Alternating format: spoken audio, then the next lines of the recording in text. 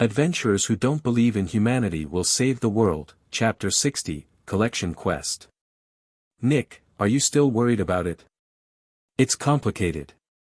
Survivors sat at a table in the corner of the Adventurer Guild fishermen. Sem amusingly watched Nick sigh. What's the problem? Hearing your favorite idol praising you in her song sounds like an idol otaku's dream come true. That's true, but even though that was me, it wasn't really me. Nick banged the table. Nick, you're bothering other people. And they can hear you too. Oops, sorry. Tiana shrugged. But what is it with that lovely paladin? Do you know anything, Nick? All I heard is that a long time ago there was someone called that. But I wasn't born here either. Do you know anything, Bond? Bond placed his hand on his chin and started thinking. That white armor sounds just like the thought armor you had equipped while you were using Union. Adding the fact that said person apparently had an aura blade magic sword and was a beautiful knight, and I think it is reasonable to assume they were also a sacred sword user. Thought armor? Nick repeated. It is armor based on human spirit. The one you wore while using Union. That sounds very troubling. Does that mean our spirits would be damaged if the armor was damaged? Something like that could never be used as armor. Angrily said Bond. If it's safe, it's fine. If it is safe. It is just excess energy that leaks during the Union process. It is safe, do not worry. Alright. Anyway, it does sound a lot like the equipment of a person using a sacred sword. There are exceptions of course, such as the Mad Moon sword. Alright. It is probably a legend or folklore based on the hero Setsuna, who fought against the demon god, or another sacred sword user. That's probably it. Nick leaned back in his chair and sighed. What? You seem kind of disappointed. I was just thinking that I would feel more at ease if there really were other real paladins. I really don't like that idea. If another paladin showed up, they'd just take credit for what we did. We can't tell anyone, but it's still our accomplishment. I thought there would be trouble pushed our way. Apparently there's quite a few people trying to figure out who the mysterious paladin really is. Nick was right. Some people were just curious, but there were tabloid reporters searching for the truth. Furthermore, there were some within the Order of the Sun that said they needed to figure out who it was. Don't those people have anything better to do? Mumbled Tiana with a clearly displeased expression. There's always been a lot of people that like those kinds of rumors. And a lot of adventurers believe those crazy stories. Like? I don't know a lot about it either. Like the wanted goat man, the strongest demon, and leader of an heretic religion that plots to revive the demon god. It's said that even though it's not shown on official notice boards, the country will pay 50,000 dinar to whoever takes it down. What? Is that real? Bond immediately reacted to Nick's words. Calm down, no one's ever seen it. That rumor's been around for a while, but there's actually no such bounty. I think it's just a way to get kids to behave by telling them the goat man will get them.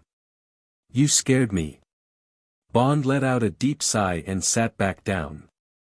There are a lot more, like White Mask, who only attacks evil nobles and steals their treasure, the mysterious flying elf acrobatic grandma, or the monster that is said to have never been seen by anyone called Stepping Man. It's said that all of them have million dinar bounties on their heads. What? That actually sounds interesting. Karen looked surprised, but also a little excited, and Bond tried to put on a composed front to hide his interest. You can find magazines about it in bookstores. Hey, does anyone have Lemuria? Nick asked the adventurers passing the time by reading magazines. Willie and Marcus approached Nick. Marcus just happened to be reading the latest issue. What, you're interested too? Don't solve the reader-submitted puzzle, said Marcus as he handed the magazine to Nick. Of course not. It happens a lot. People draw on it, break the application card, rip the coupons. Don't worry, I just want to show them something. Nick borrowed a strange-looking magazine called Monthly Lemuria. What is this? I don't get this drawing and this magic circle. Tiana looked at the cover with a suspicious expression. That's the kind of weird magazine it is. Oh, here it is. Nick opened on a certain page. In it were articles whose tone could either be interpreted as serious or parody, like heated debate. Does the royal family have roots in another world? Top 10 supernatural phenomenon in our world, UMA special feature. Information on the stepping man sighting, and correspondence corner. Karen, and surprisingly enough, Bond, looked at it with sparks in their eyes. Nick, I request an allowance. Ah, and obviously we need to pass by the bookstore on the way home. We're not buying it. Well, fine. But first we need to return this. Nick returned the magazine to Marcus, while Bond looked on, longingly.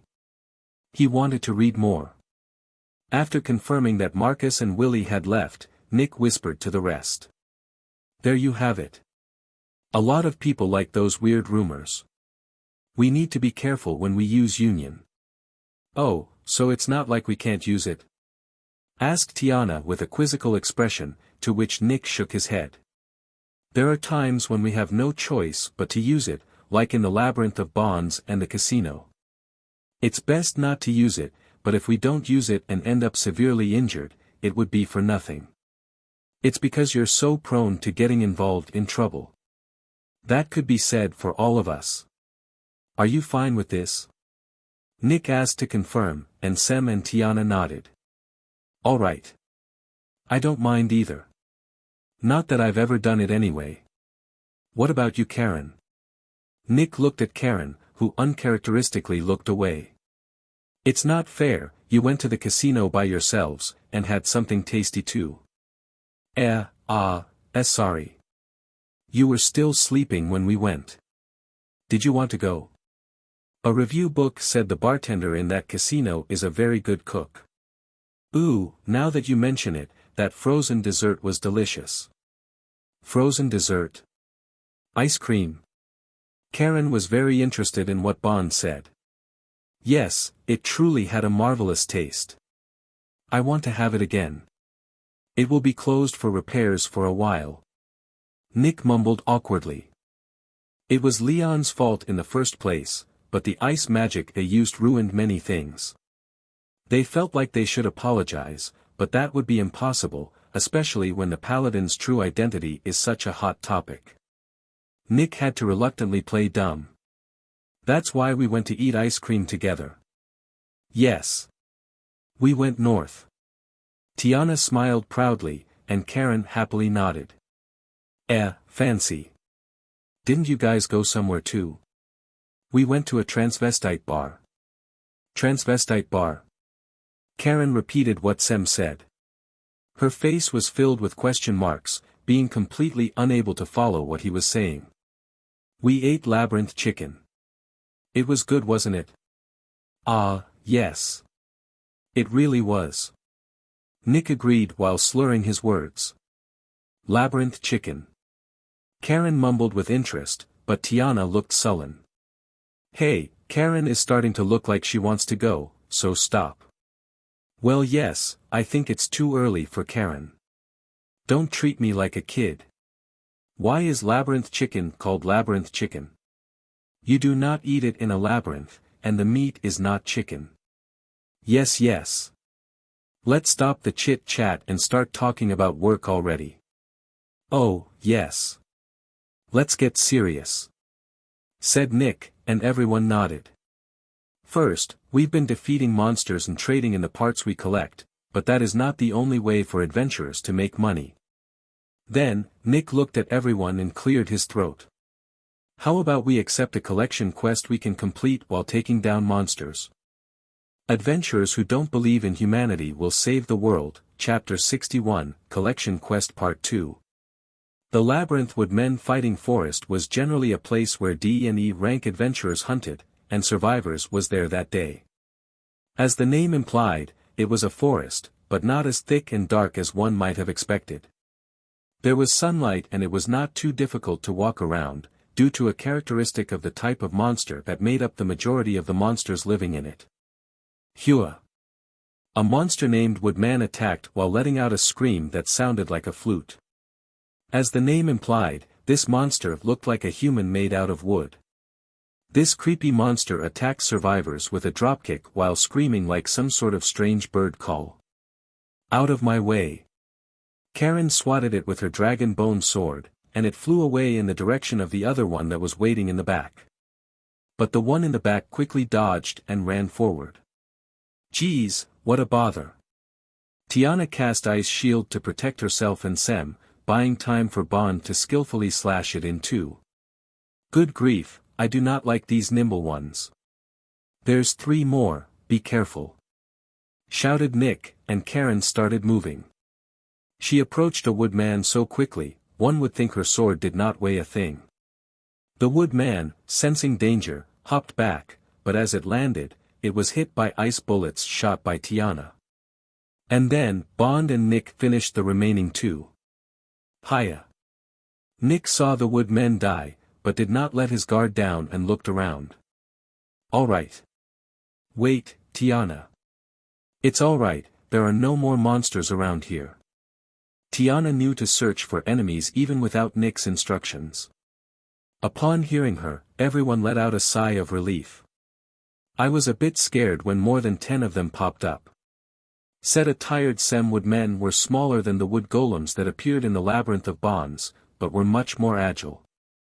Since their bodies were made of live tree instead of dry wood, Karen's fire breath did not work as well, but their most troublesome feature was high intelligence. They were good at linking their individual attacks and knew exactly when to retreat. But it was not like they had no weaknesses. Since they liked to fight, they would create roads where they could easily walk and maintain them so there was nothing obstructing their view, and had the habit of using them as fighting arenas. Sometimes, they would perform sneak attacks, so adventurers could not simply walk around without caution. Simply put, they were monsters that liked to fight, and knowing how to take advantage of this was a wall that intermediary adventurers had to overcome. But still, I think it went well, especially considering it was the first time. Really? Yes. They're fast and not dumb like goblins, so plenty of people get stumped here. It's a good experience for us. Said an interested-looking Karen, but Sem on the other hand seemed less happy. I don't feel good about being protected all the time. Maybe I should learn some fighting techniques too. You Sem. I think you're doing a lot already. But I always have to be backed up by Tiana and Bond. You cast support magic on us so don't worry. Still. Nick put his hand on his chin and started thinking. It made sense that Sem was worried about not being able to fight back. No one knew for sure if his backup would make it on time 100% of the time, and above all else, telling him to trust that someone would always be there to protect him went against the whole principle of the party. It wouldn't hurt to learn how to fight with a wooden sword or staff.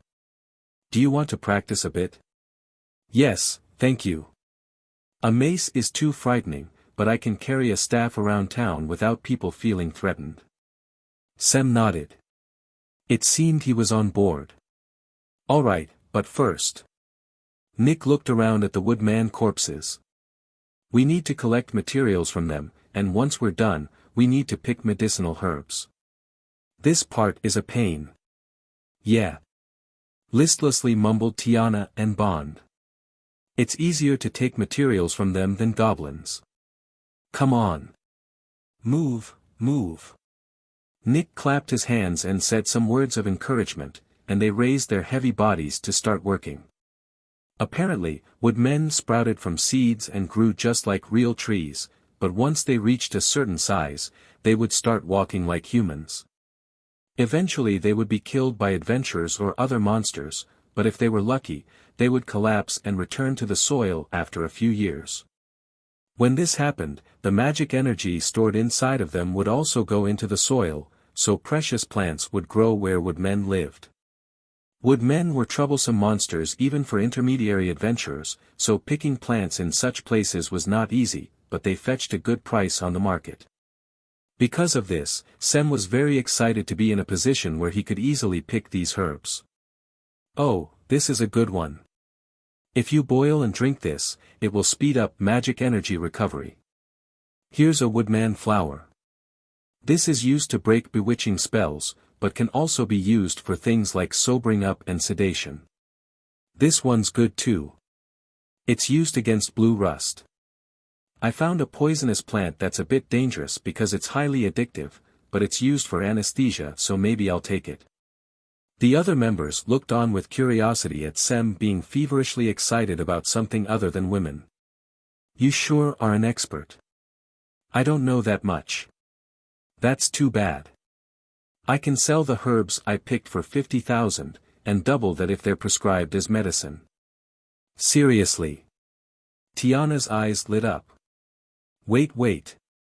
You need to follow the instructions of someone that knows about this sort of thing, or you're going to end up doing something like taking poison back to town with you by accident. What about you, Nick? I have some experience, but not as much as Sem. You're really good at this. Are you used to walking around in the mountains? Sem nodded. Yes, I did all sorts of things. My hometown of Rodion isn't a small town, but it's in the borderlands, so there were a lot of inconveniences. I used to pick wild herbs every day, and I also know a thing or two about hunters and carpenters. That's helpful. Thank you for saying that. I didn't get many compliments back in the temple.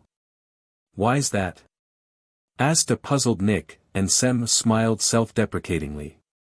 They would tell me not to act like a lower-class person. I see. Nick was not very faithful and almost never went to temples, but he did know about arrogant priests that looked down at the regular citizens. Well, they had a point. If there are too many people and not enough work, it's the governing class's duty to create jobs. Conversely, a person being relaxed and carefree in a place where there aren't enough workers, is going to be used as an excuse to not create jobs. It's like you're talking about nobles. Pretty much. Priests, especially meddler worshippers, don't like work that involves getting their hands dirty. They're very self-important. The priests in the capital must be terrible for you to be saying that. Sorry. It's not like I'm saying this out of malice. Tiana felt bad and apologized, but Sem did not really care. If anything, he seemed to agree, and nodded. How should I put it? A lot of people that become priests are ambitious to rise in the world. It's hard for commoners to climb up in life since we're not in war, so the quickest way to success is to climb the ranks in a temple. So there really are people like that? Not only that. But it's the reason I was expelled. Nick, Tiana, and Karen let out a big sigh filled with sympathy. You sure have gone through a lot of hardships. Mumbled Bond with a complex expression. Quiet. Anyway, once we're done resting, we're going to go beat the boss. Imagine it's someone you hate. Everyone stood up with a dry smile as they heard Nick. Adventurers who don't believe in humanity will save the world, Chapter 62, Collection Quest Part 3. The boss of Woodmen Fighting Forest was a superior breed of woodman, the Fighting Wood King. It basically had the same humanoid shape as woodmen, but its silhouette was somewhat different. Its tree branches elegantly wrapped around it, making it seem as though it was covered in muscle. Its movements were not stiff like the other woodmen, and there was a wildcat-like flexibility and speed to them. Unlike the rustic feeling of the ogre from the Goblin Forest, it had a commanding presence, like a military man that had been training for many years. In reality, it was a woodman that evolved after many victories. Woodmen were very warlike, and fought among themselves.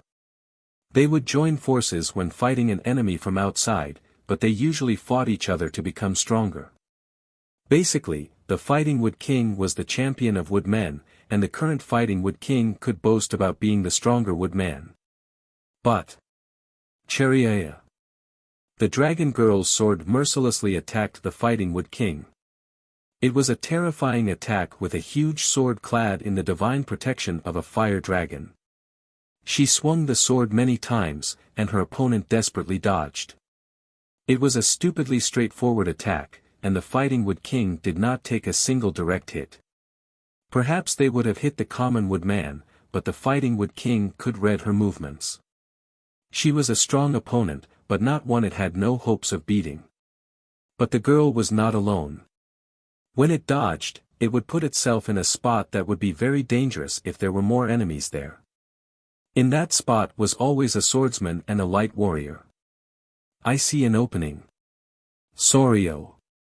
The Fighting Wood King was slashed in the back with a sword, and its pivot leg was kicked by a boot with a metal plate. Its defense was strong, and it would take a significant attack to pierce its skin, but the light warrior knew this very well. The objective was not to damage it, but to stop it. Icicle dance. Sharp icicles mercilessly attacked it. They were not very strong by themselves, but the damage piled up when the whole body was pierced by them. Even worse, its body was losing all of its heat. Full party heal sturdy mighty. Something else that would make it despair was waiting. No matter how much damage it tried to dish out, it would all be negated as soon as it gave them even just a small opening. The buffing spells being thrown around did not make things easier either. The Fighting Wood King was at a complete loss. Who were these people? They had too much fighting spirit. Urarara. The Fighting Wood King fired itself up. It told itself. I am the proud Fighting Wood King, the ruler of the forest and violence incarnate. I have been targeted by multiple enemies many times before, and no matter how hard the fight was, I always came out on top. So first. Shah. He would target the weaker enemies, and disrupt their coordinated attack. It had to be the priest in the back. So, the Fighting Wood King leaped into action. Too obvious. Karen. Yes. Its enemies moved organically, as if they had foreseen its movements, and without hesitation, almost as if they were a single monster with multiple heads. The priest sidestepped the attack, and in its place stood the dragon girl, braced to receive the attack. Her posture was low, and so was her sword. Is she going to swing her sword straight upwards and cut me in half? The Fighting Wood King accepted the challenge, but just as it thought that. Ice pillar. A block of ice, almost in the shape of a sword, pierced it from the back. Guga. But that was not all, the ice permeated throughout its body, and sealed its movements. Fire Dragon Slash. Before it realized what happened, its head was separated from its body. By the time survivors completed the labyrinth and stepped outside, it was completely dark. The muffled woodwind instrument-like chirps characteristic of owls echoed, and without anyone prompting them to do so, everyone started making camp. What are we eating? The menu. We have wild herbs, onions, duck meat, and dry tomatoes. How about labyrinth chicken? I told you, that is not chicken. Immediately pointed out Bond, and Nick ignored it as he started making preparations. It's alright, anything can be labyrinth chicken as long as it has tomato and meat. Pigeon or duck is good enough. That is very sloppy. What matters is that it tastes good. Right next to Nick was Karen, who excitedly stacked rocks and tossed twigs in the middle. After completing this simple stove, she ignited it with her fire breath. How much water do you need, Nick? Tiana was in charge of getting water. A fair amount. That doesn't help. Fill the jar for now. We always use about that much. Got it. Tiana started creating water with a spell, and the jar started filling up. Next to it, Nick placed the pot on the stove and started pouring oil. Then he started cutting meat from duck legs straight into the pot, which started sizzling. Nick, I brought the mushrooms.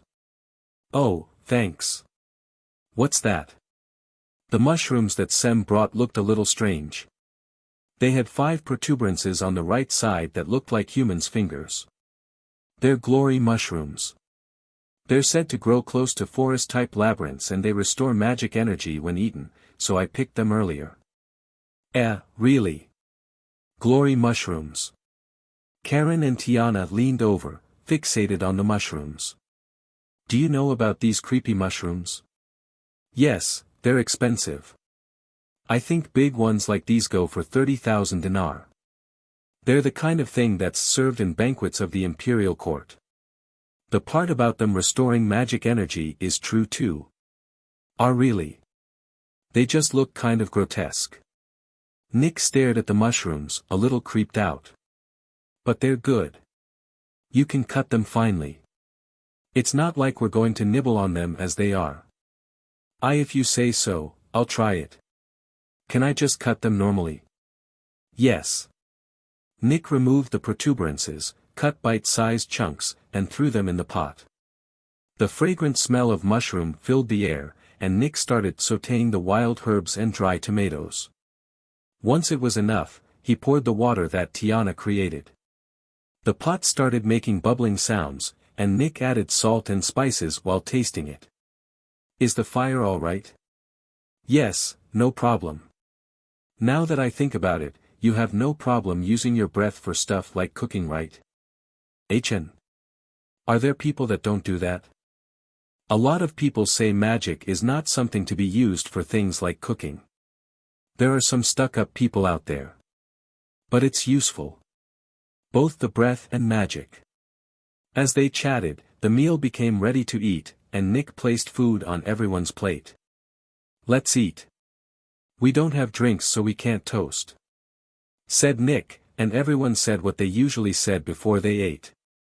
It was common to knock glasses together in a banquet before drinking, and this was the same regardless of origin or social class, but there were differences when it came to what was said before regular meals. Let's eat. Karen put her hands together and bowed, a gesture particular to dragon people. It was different from the habits of believers of different gods from around the labyrinth city, but for some reason, lowering your head as a way to apologize or say thank you was very easy to understand, and a lot of people copied the dragon race. I give thanks for the blessings of heaven and earth. Sem raised his index and middle fingers, and drew a circle in the air. Apparently it came from the teachings of Medler, the world is a cycle, and be aware that you are a part of the world. To a dining table filled with harmony and joy. Tiana's words came from royal and noble etiquette. All sorts of religious sects and clans would be present in events like banquets, so harmony was very much respected. Tiana's words originated from such events. 12th day of the rain month, year 439 of the Holy King calendar. We are camping and having labyrinth chicken and bread close to the woodmen fighting forest, and Bond did not say anything specific before eating, but for some reason he stored a picture of the meal with the date and a comment in the information orb inside of him. When Nick asked him why, Bond only said it was because it was customary to do so a long time ago. Nick did not do anything special either, but he copied Karen and placed his hands together. It just felt right to him. Oh. It's even better than usual. It's the stock from the mushrooms. I guess it really is as good as they say. Yes. It doesn't show up in the market very often. And food tastes better when you finish a task. Everyone was enjoying the food, even Bond, who was wolfing it down. You are a good cook. Men who cook well are late to marry. I don't care. What about all the men working in pubs and restaurants? I did not think about that. Sloppy. By the way, Nick, remember what we talked about? You said you would teach me how to fight with a wooden sword or a staff. Nick, that's right, I did. Let's do some exercise when we're done eating. Sem, yes. If there's anything I can teach, you can count on me too. Nick, thanks. Tiana, you two are full of energy, aren't you? I'm getting sleepy. Nick, you should rest. You used too much magic energy. Tiana, after I watch for a bit. Nick, no way. Karen, I want to watch too. Nick, well, it's fine but. This peaceful conversation was sucked into the night sky, and no one was around to watch them except for the starry sky and the forest owls. Adventurers who don't believe in humanity will save the world, Chapter 63, Collection Quest Part 4. Teaching Sem some self-defense techniques left Nick strangely excited, and he ended up staying up late. For example, let's say you get dragged into a fight in a place that doesn't allow weapons, like a bar. Let's say a guy gets annoyed seeing people at a table having a great time and comes at you. That does happen. When you have to fight bare-handed, you don't need to clench your fists right away. Use the heel of your palm, or look for a wooden stick or something. Heel of the hand. Like this, close to the palm of your hand. Nick motioned to hit Sem on the chin, but stopped just before making contact. This way you don't hurt your fist. Try it. Like this? Just like Nick, Sem motioned to hit with the heel of his hand, but stopped before making contact. That's right. You can use support magic on yourself too, right? That's enough of a threat. But will an amateur's hits really land well? Not really, but they don't have to. Basically, attacking once or twice with confidence is enough to deal with your average drunkard. Adventurers, even ones that stay in the back row, tend to train their bodies, so even a couple of missed attacks are enough to scare them. I see. Then let's try a couple of times. Like this? Yes. Not fair, teach me too. You're strong enough already, Karen. I don't know techniques like those. Oh, alright, geez. It's dark already, calm down. Yes, it is already very late. Alright. And that was all Nick remembered. He taught some more self-defense techniques, sort of sparred with Karen, and did other kinds of exercise, until the exhaustion caught up with his body, and before he knew it, he was fast asleep. He managed to slip inside his sleeping bag, but had no memory of it. But a more serious problem arose. I think it's a fever. Geez, it's because you act like a kid. An exasperated Tiana handed Nick a cup of hot water. Sorry. It's alright, just rest so we can get back to the city. You think about this too, Sem?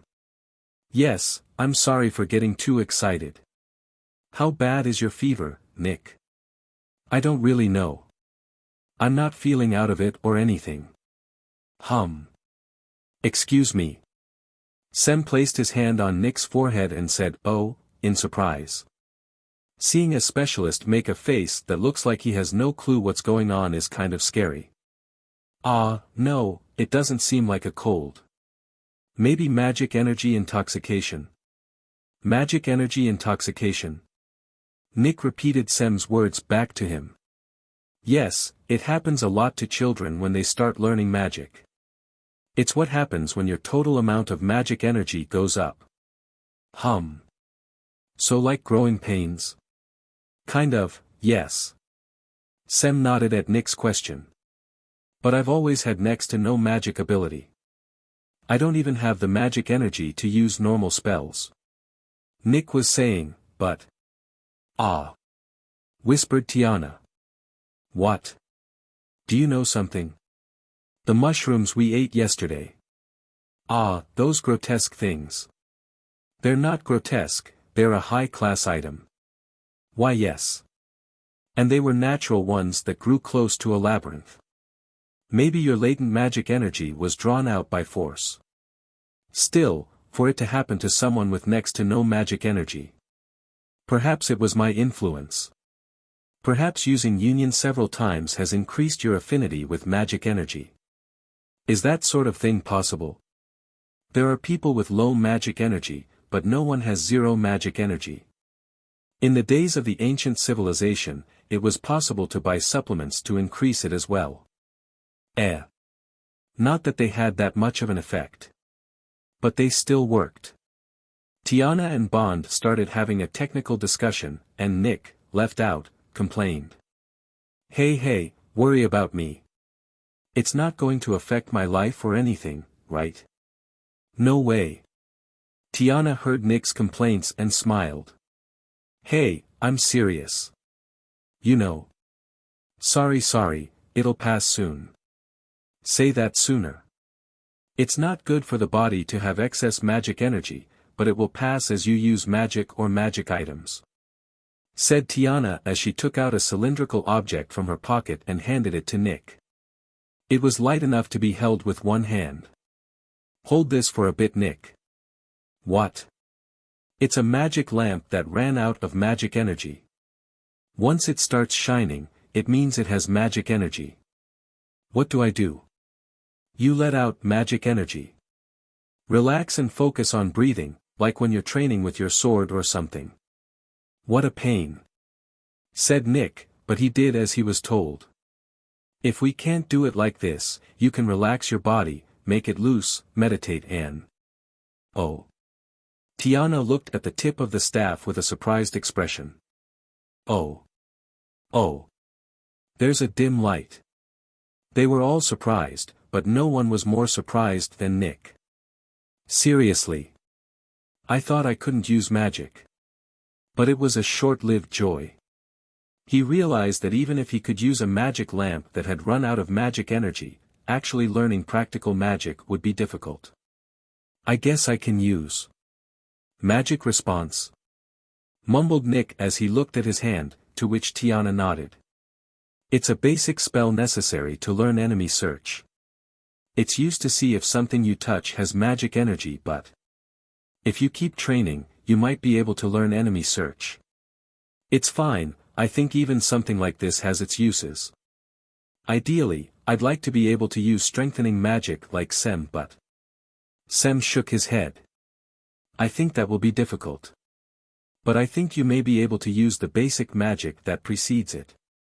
There's basic magic. Yes, they're like buffs you can't use on other people. I don't have my textbooks with me, but I'll teach you later. Yes, you can do it when you have the time. In fact, sorry for making you do that. Nick seemed to be doing better, and Karen excitedly said something. Nick, do you want to learn breath? No, there's no way I can do that. Breath was a special technique only races like dragon people could use. It used magic energy, but didn't need an incantation like regular spells, and was not something that could be systematically taught. But Karen smiled, as though she was planning something. Foo-foo. There are some secret tricks. Seriously? If you get a mouthful of a strong drink and cast ignition as you spit it out. That's what street performers do.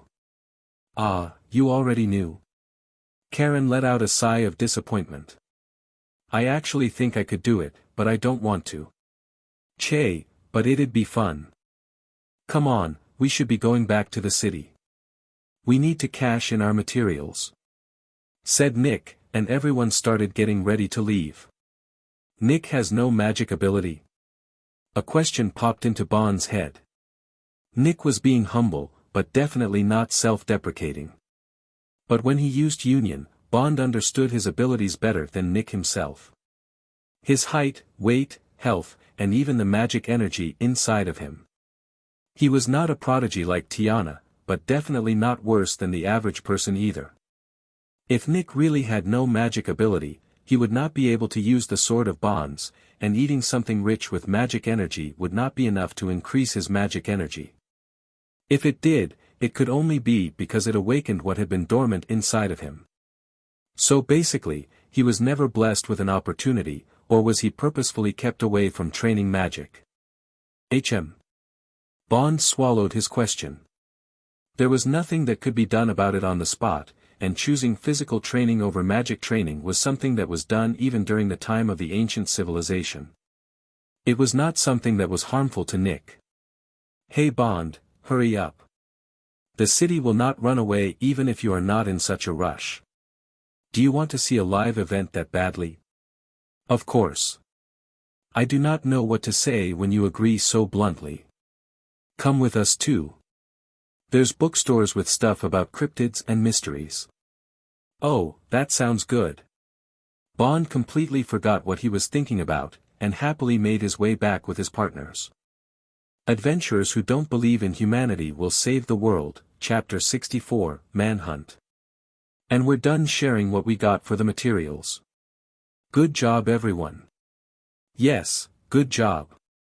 Survivors returned to the guild in the Labyrinth City to have the materials they picked assessed and traded in, and distributed the rewards among themselves.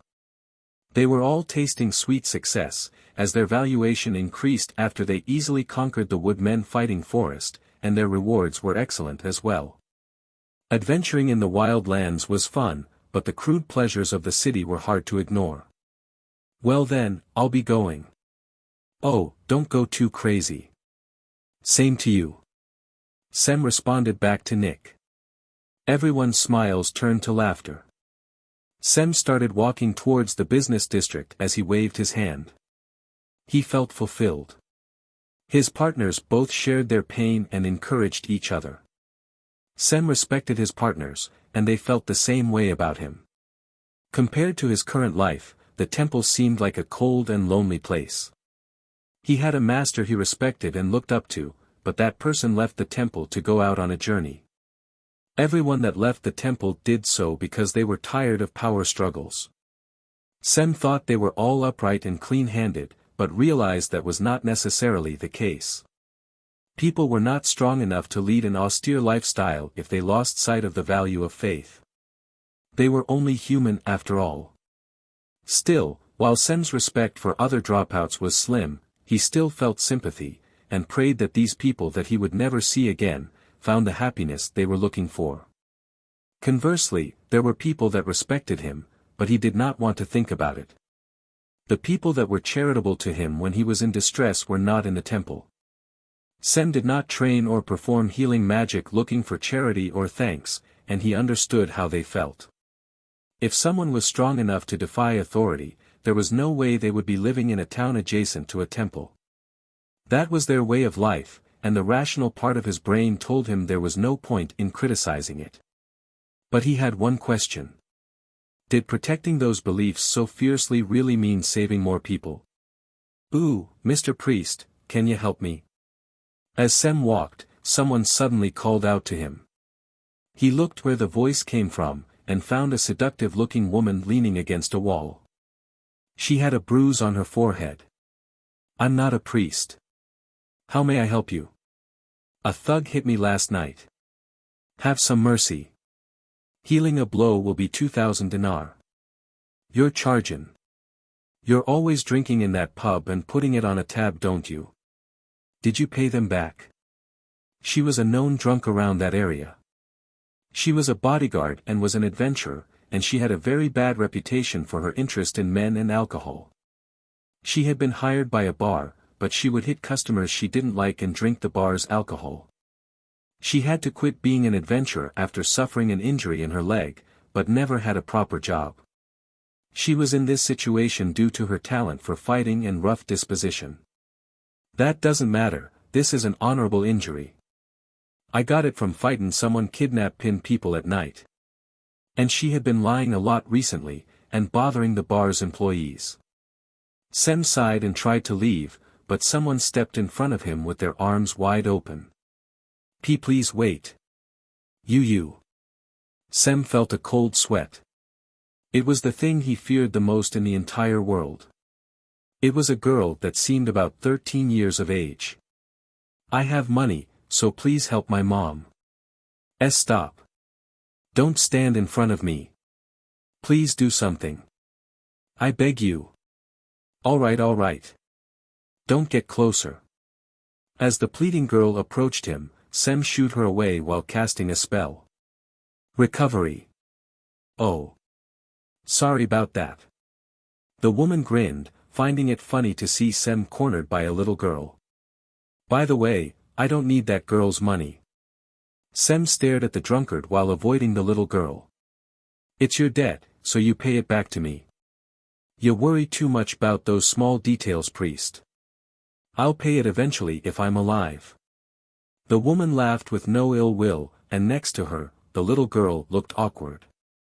Ah. Geez. Sem entered the hostess bar's Spirit of Spring while sighing. What's wrong, Sem? You're not usually in a bad mood like that. Oops, sorry. Alcohol is meant to be drank while having fun. It's fine, like, you don't have to force yourself to smile or anything. I'll listen to your problems too," said his acquaintance, Melissa, as she poured him a drink. "It's something that happened on the way here." Sem told Melissa what happened. "Ah, that was Ada," said an exasperated Melissa as she placed her hand on her forehead. "You know her?" "Well, yes. Back when she was doing well, she'd buy me drinks and chase away rough guys, and stuff. But she's been like that ever since she had to quit being an adventurer. Apparently her daughter, Reina, has a lot of trouble taking care of her." "I see. I wish she would keep it together, but lately she's been saying lots of weird stuff." "Yes, she said something to me about fighting a kidnapper," said Sem, and Melissa let out a big sigh. "Ah. But no one's actually seen that person she's talking about. I'm sure she just fell because she was drunk or something. It can't get more miserable than this." "Oh." Sem noticed something strange. Ada's wound was without a doubt real. It had the internal bleeding and abrasion of a blow. Sem could most certainly tell the difference between a wound from a fall and one from a blow. "What is it, Sem?" "Nothing. Could it be that Ada was telling the truth?" Sem kept that thought in the back of his mind as he enjoyed drinking. Sem had a strong tolerance for alcohol.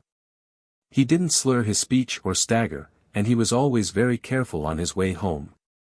He would avoid poorly lit places and spots where suspicious people were known to hide, but being drunk still dulled his body. The depressions in his usual path made it hard to walk, so he took a different route through a back alley. And then, did I hear a sword? An ominous sound of metal alongside people's footsteps reached Sem's ears. He braced himself, but no one was there. "I'm drunk." Sem put a sobering medicinal herb called woodman flower in his mouth and bit down. It was a flower that bloomed on woodmen, and could break bewitching spells and had a calming effect. There were a lot of poisonous monsters in forests, such as butterflies with poisonous scales or flowers with bewitching pollen. Woodmen had resistance toward such poisons and bewitchments, and continued to improve their fighting skills unaffected by such things. The flowers that sometimes bloomed on their bodies had the same effect on humans if consumed by them. They were a little expensive for a sobering item, but its safety was guaranteed. "All right then."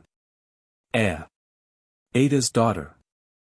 As soon as Sem put the flower in his mouth, he saw a black-clad man carrying a little girl. It was without a doubt a kidnapping. "Why, you can see me. Damn it." The man attacked Sem, but he instinctively cast buffing magic on himself and got ready to fight back. Mighty. What? Sem was a former priest and a healer, but he wasn't weak and incapable of fighting. He stayed in the back row when himself and his party explored labyrinths, but he had at least fought goblins.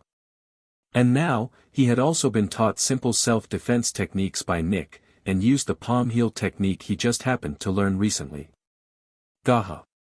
Damn you. Help me. The girl noticed them fighting, and yelled, but Sem could not afford to respond. Tch.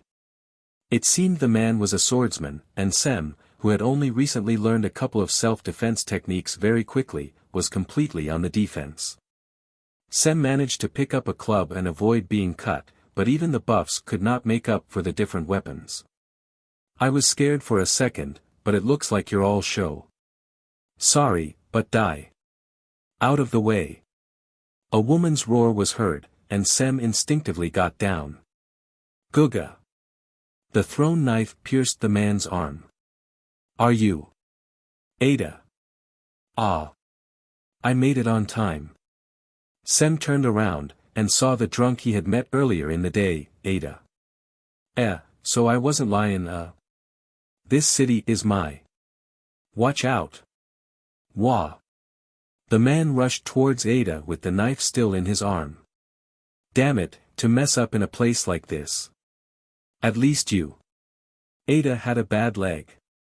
She could use throwing weapons at a distance, and brawl in narrow places, but she was at a disadvantage when fighting in an open area. Gah! The man cut at Ada and sent her flying, and she rolled on the floor while bleeding. Damn, just die already. You're next. Ku. The sword was pointed at Sem, who thought he had no choice but to resign himself to his fate. But just as he was thinking that. Ah! Chen. Nuaewa. With a strange shriek, an unknown individual, holding a sword jumped in and tackled the man like a bullet. Both were sent flying through the road until crashing into an empty barrel. Bond. Who are you people? How can you see me while using transparency? Bond groaned, ouch. I do not think I can answer that. The man clad in black saw his situation growing increasingly disadvantageous and ran away with incredible speed, jumping on top of a roof. I don't think we can catch him. Are you alright, Sem? Yes, Nick. Thank you. Sem stopped himself mid-sentence and his expression became puzzled. Nick? Why are you dressed like that? Nick was wearing a blue Hanton and holding a fluorescent light. Bond said you were in trouble, so I came straight from a live event.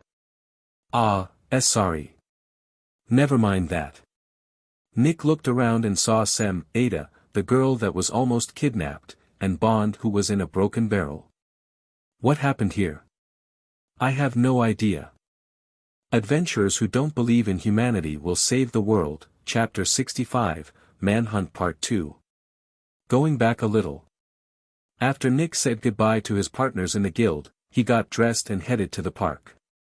A charity concert to fight poverty and crime was being held, and rumors were circulating that the idol agate was a last-minute addition. Bond would be joining Nick. He had the mischievous intention of wanting to laugh at Nick's disappointment when she didn't show up, but the rumors turned out to be true, and he had to put up with idol otakus wildly dancing.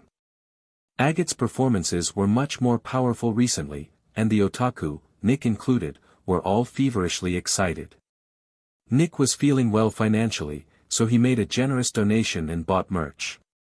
When the sun set and night came, a blissful Nick and a tired Bond made their way home. That was so much fun. Nick, you turn into an entirely different person when idols are involved. Mumbled Bond with a straight face. Chen. Really? You are not aware of it, are you? And what is it with that Hanton? I'm wearing a Hanton with my idol's color. It makes it easier to tell who's a fan of who during live events. I do not understand people of this age. Well, I am thankful for having people by my side who do. Haha. I'm the same as you. Bond let out a deep sigh. Leaving that aside, I am hungry. I want to eat something and go home. We don't have the ingredients to cook anything, and the only things open at this hour are the taverns. Nick then chose a slightly shabby path. He was too liberal with his spending that night, so he did not feel like indulging even more, and decided to pick a cheap place. He wasn't as knowledgeable as Karen, but he knew about restaurants and taverns from the time when he would accompany his penniless former partners. But then, he noticed Bond's puzzled expression. What's wrong? Something is not right. Sem's heart rate just shot up. Sem. Wait, how do you even know that? He is within 3-kilometer radius of me. He is probably in battle. Where is he? East from here, around the entrance to the southeastern part of the city. The eastern part of the labyrinth city was basically a slum, and since it was adjacent to the southern part, where a lot of adventurers lived, the southeastern part was a frightening place where roughness met poverty. A lot of buildings were abandoned as well, and a lot of vagrants and adventurers hung out there and established their own businesses. Being in a fight there was bad news, even for an adventurer. Let's go. W8. Do not run blindly, I will guide you. Geez. Nick grabbed Bond under his arm and ran, following his directions. There he is. Over there. What is that? Nick saw Sem cornered by something. Had he not heard he was in battle, he would have wondered if Sem was just drunk, but there was an injured person next to him, and Sem's expression was solemn, so Nick knew right away that it was an abnormal situation.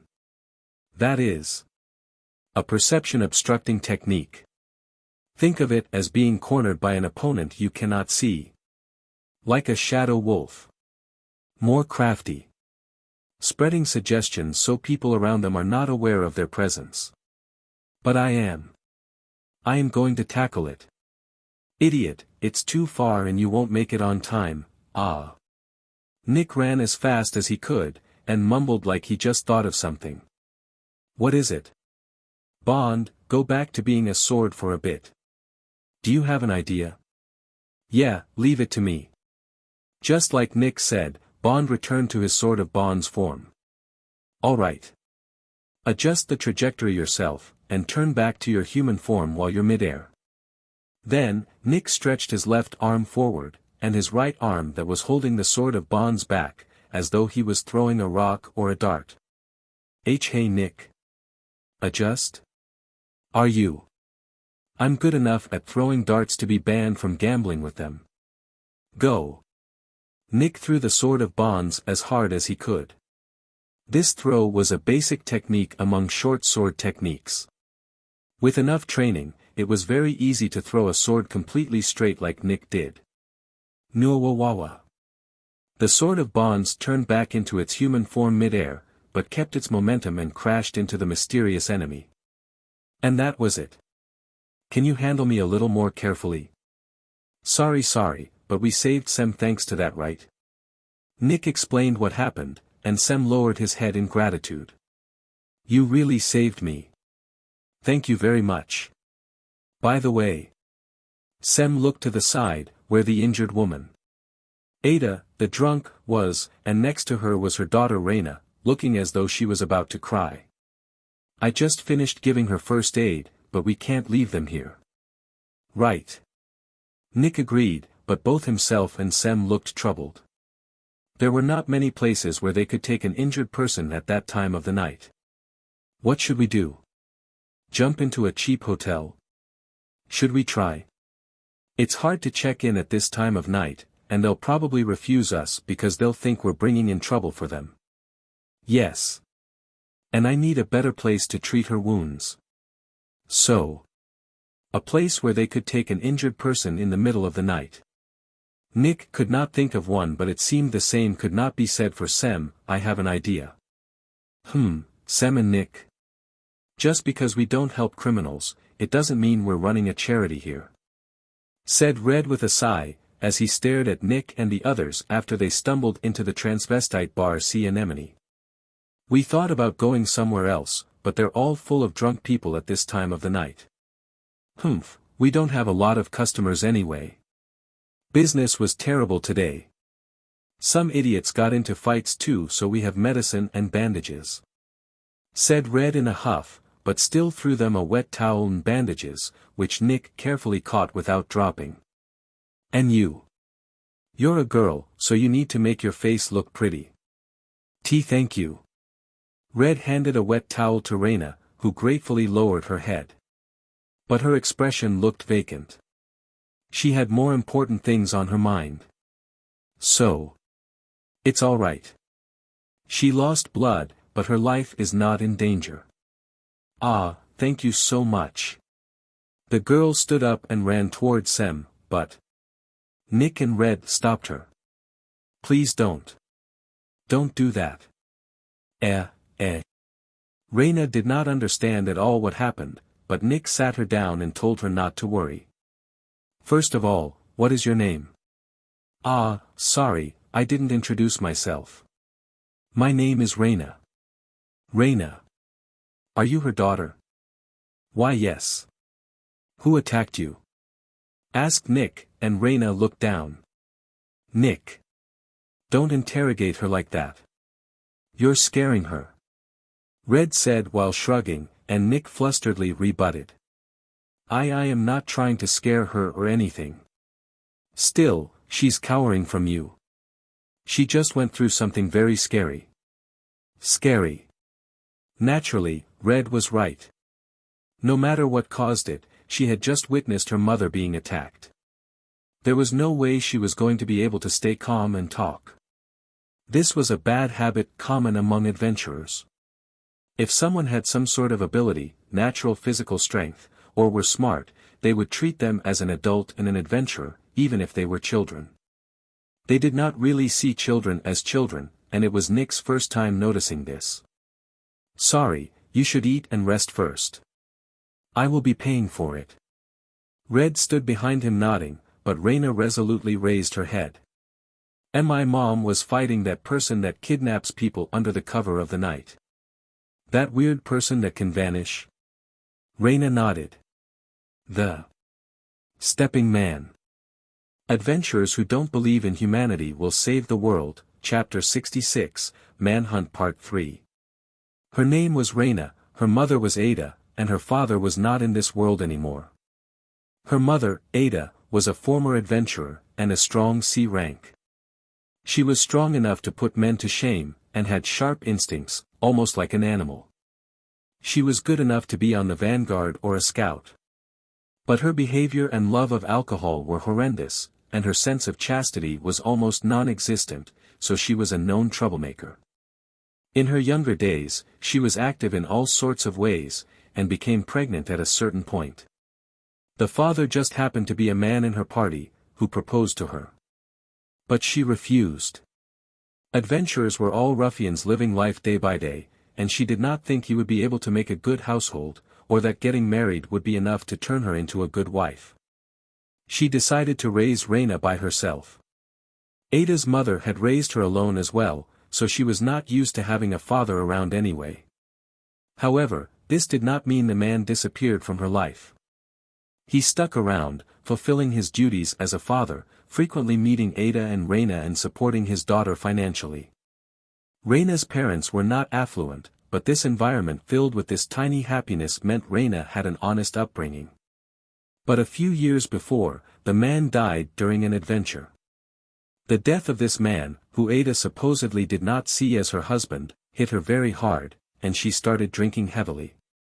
One day, with alcohol still left in her system, she went out to make some money, and as a result, hurt her leg, which made her unable to move as quickly as before.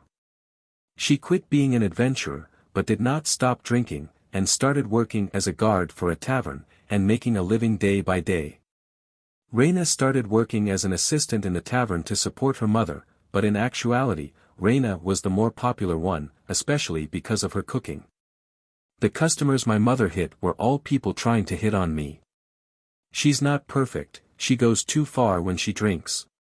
But she's still better than my friend's parents. Said Reina with a weak laugh. You don't have to compare yourself to other people. Red pat Reina's head, who was surprised, but accepted it. Thank you, but it's not all that bad for me. Some orphans working as assistants end up being woman servants. There are some bad kids, but good ones too, but recently. Reina stopped. Did something happen? Kids started disappearing all of a sudden, including one of my friends. The adults and bosses say they ran away, but I know that's not it. But only my mother believes in me. Disappeared? They were taken by Stepping Man. Everyone was taken aback by the discrepancy between the ridiculousness of what she said and the seriousness with which she said it. Stepping Man. Nick heard that name before, but it was the name of a man or monster mentioned in magazines that dealt with random gossip, and not a name he expected to hear during a serious conversation. It's true. The Stepping Man really exists. You saw him. You saw that transparent man hopping around. That was an artifact. Said Bond, who had been quiet until that point. He simply has a perception obstructing barrier around him. It certainly is something interesting, but not so much mysterious. His jumps are made possible using wind magic or body manipulation. He could also be using gravity magic or perhaps a magic item. In any case, it is not easy, but it is possible to do with current magic and technology. Ooh, amazing Bond. You already know all that? Nick complimented Bond for once, who let out a bored sigh. So this is Stepping Man. I imagined something a lot more fantastical. Can they really put a simple kidnapper like this on magazines? That's what you're worried about? Kidnapping is pretty serious by itself. Why yes. I never knew a villain like that existed. Reina's fear was clearly showing on her face, and she looked as though she was about to cry. Nick thought it was natural, considering someone she knew had been kidnapped, and the same almost happened to her. Anne.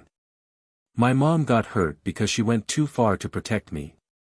She's pretty good to be able to fight an opponent she couldn't see. We should contact the chivalric order to start a search for the kidnapper. Or at least that's what I wish I could say. It's not that easy. Sem, who stood a little far from Reina, but close enough to be able to talk, finished Nick's sentence when he hesitated. Hey Sem, are you alright? I'm fine at this distance. I'm sorry Reina. I don't really understand, but when I get close to a girl around your age, I feel like I'm going to faint or throw up. Please don't ask why. Alright. I won't. Anyway, the chivalric order in this area isn't very reliable, even if we bribe them. I see. Urban functions had no power in the southeastern part of the Labyrinth City. The Order of the Sun's behavior was poor as well, and their strength could not be relied on. They had the power and teamwork to create factions, and it was fine when they actually tried to do their job, but there were even some who would extort people like common thugs. They were not the sort of people they could ask to protect children from kidnappers. I see. Reina said with a sad, strained voice. Sem then anxiously whispered. Nick. What? Can I sit out the next adventure? I want to at least take Ada's place as a guard until Ada recovers. You say that, but you can't do that on your own. I know some people I can trust, as long as I pay. You're definitely going to lose money. Well, she helped me in a way. I healed Ada's wound this afternoon, and when Reina wanted to pay, I refused and said it was Ada's debt. And I told her to pay me back eventually. Nick nodded. So she helped you, and now, you're in her debt. Yes. Then you have to pay it back. That's right. Nick, Sem, and Red snickered, while Reina blankly looked on. Alright, I can help a friend that's struggling with debt. No, remember, this won't make us any money. I'm doing it because I want to. It will. It will make us money. Yes, it will probably be alright. Red interjected in Nick and Sem's conversation, to which Nick nodded. Curious, Sem asked, is there a trick or something? Not really a trick. Just a nice opportunity. I didn't get to explain the third way for adventurers to make money. Let's hear it. Asked Sem with interest, to which Nick nodded and replied. Catching wanted people and criminals.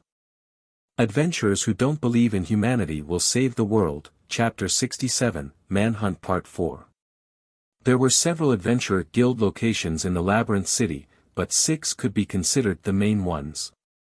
New beads for beginners, fishermen for intermediaries, pioneers for veterans, travelers for things that did not involve labyrinth exploration, like guard requests, the main office for the most elite adventurers and high-ranking officials that managed the guild.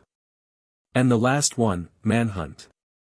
Nick explained, as himself and his partners made their way towards Manhunt. That's a rough-sounding name. It's a lot rougher than the others, but that's to be expected from a place full of people that go after other people and not monsters. But, there are also a lot of people there with a huge sense of justice. The Adventurer Guild, Manhunt, was the place where adventurers that went after criminals with bounties on their heads gathered. The Order of the Sun was powerful, but even they could not reach every corner of the city, especially slums like the southeastern part. The Knights considered the South Gate a leisure post, where corruption and crime were rampant. High-ranking officials, feeling anxious over this situation, asked the guild for help, who created a branch for bounty hunting as a way to crack down on violent crime. When things really took a turn for the worse, and crime syndicates started popping up, they started using adventurers as a stopgap to prevent things from getting worse. It's a pretty vulgar place, and I don't really want to go there, but we need information. Nick said with a sigh, and Sem apologetically responded. Sorry. This is all because of me. No, that's not what I meant. I'm already involved anyway. Besides, a lot of information makes its way to that place. You guys had a rough time, didn't you? Said Tiana amusingly while looking at Nick and Sem. We sure did. I never thought I'd run into an unidentified animal. You were attacked at night by Stepping Man, right? Yeah. What happened to the girl that was almost kidnapped? She's in the transvestite bar. Nick, Sem. You too? No, listen. Said a flustered Nick as Tiana stared at him. First of all, Stepping Man or not, that girl is being targeted by a kidnapper, so, we thought she'd be safe in that bar that's also a lawyer's office. But surely this isn't going to be a good influence, right? Not necessarily. Sem responded to Tiana. That place is no big deal compared to where Reina. That girl has been working in. If anything, it's better. Really? Her mother is a former adventurer, and the only places that would hire someone like her to be a guard are places that need someone like her. Even if it's just a regular tavern, the people that frequent it aren't very pleasant. Sea Anemone is much more peaceful. That's convenient. So does that mean you're cured of your phobia of girls? Sem shook his head. I wish. I have a hard time just talking to Reina. So why do what they ask? She saved me, and it wouldn't sit well with me if I just ignored this. Also? Asked Tiana. I don't like little girls, but I hate people that prey on them. Sem spoke very plainly, but his words were full of chivalrous spirit. Well then. We've tried labyrinth exploration, a collection quest, and now is our chance to tackle bounty hunting, the third way for adventurers to make money.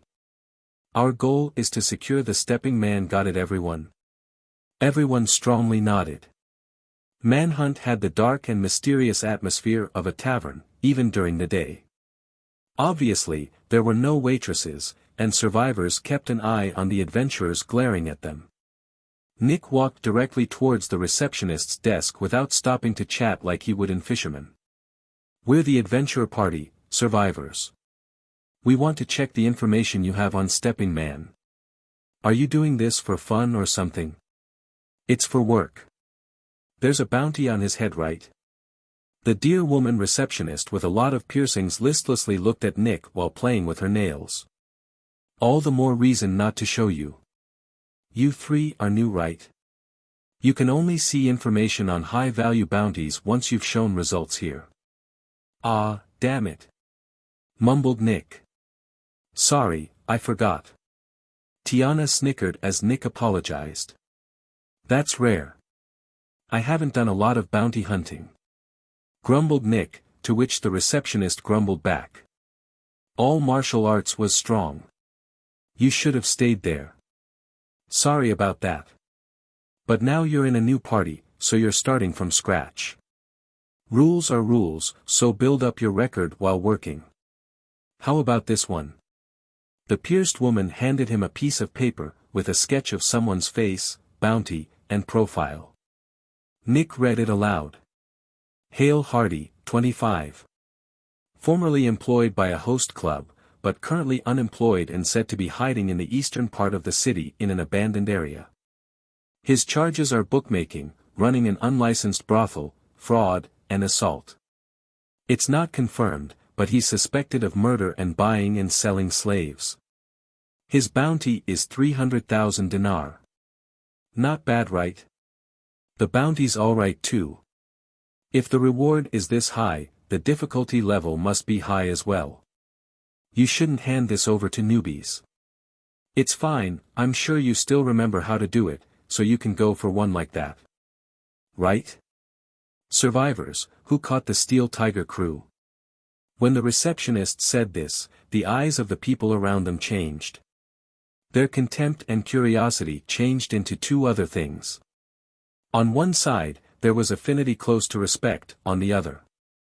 TCH. Acting like big shots when you're not even bounty hunters. Hostility close to jealousy. Who are you? If you have something to say, just come out and say it. What? Flatly said Tiana. A ruffian adventurer was going to come forward, but was stopped by his partner. Let it go, Scott. What? Are you going to stop me, Pate? I am. Sorry, we don't mean anything bad. I'll hold him back, so don't provoke him. Said the man holding back the adventurer looking for a fight. Tiana? Yeah. All right. All right. Tiana grudgingly stepped back. Nick more or less understood the hostility other adventurers felt towards them. Steel Tiger crew operated in unsafe places, and there were probably people present who were targeted by them. They probably dreamed of going after them once a bounty was put on their heads, so in a way, Nick and the others took that from them. Was there really a reason to publicly announce who they were? Hey, did you? Nick glared at the receptionist, but she did not seem bothered by it, and just laughed. People here have sharp ears, so they were going to find out in a day anyway. If you did a bounty like this, people would stop coming at you, you know. Well, you can take a smaller one if you want. The pierced woman handed them another piece of paper, this time with a thief and pickpocket worth 50,000 dinar.